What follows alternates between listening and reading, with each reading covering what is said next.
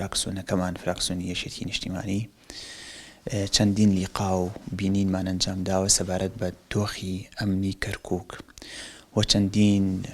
نووسراوی فەرمیمان ئاراستەی حکومەتی فیدراڵ کردووە و خودیش سەرۆک وەزیرانی عێراق کردووە سەبارەت بە مەترسیەکانی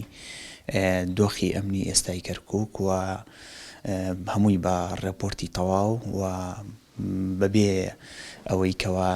تەحەویز بێ بۆ لایەنێکی سیاسی باسمان لە دۆخە ئەمنیەکە کردووە و چەند زەرەر و زیانی بۆ هاوڵاتیان و بۆ شارەکە بێت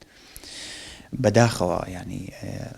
استیجابە نەبووە و پێش 5-6 ڕۆژ لەمەوە پێش دوا کۆبنەوەمان وەکو پەرلەمانتارانی کەرکوک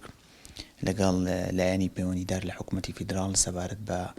دۆخی ئەمنی داقوق و گوندەکانی دەوروبەری قەنەعەتێکی تەواوم لا دروست بووە بەغدا مهتەم نییە بە دۆخی ئەمنی کەرکوکەوە ینی مەلەفی ئەمنی بەلای بەغداوە زۆر گرنگ نییە بۆیە لێرەدا جارێکی دیکە تاکید لەسەر خاڵێکەکەمەوە بۆ معنایە نییە کاوە ئێوە کاری ئێمە تەواو بێ کاری ئێمە بەردەوام دەبێ بەڵام ئەوەی کە گرنگە قیادەی کوردستانی قسەی جددی لەسەر ئەم مەلەفە بکات لەگەڵ لایەنی پەیوەندیدار لە عێراق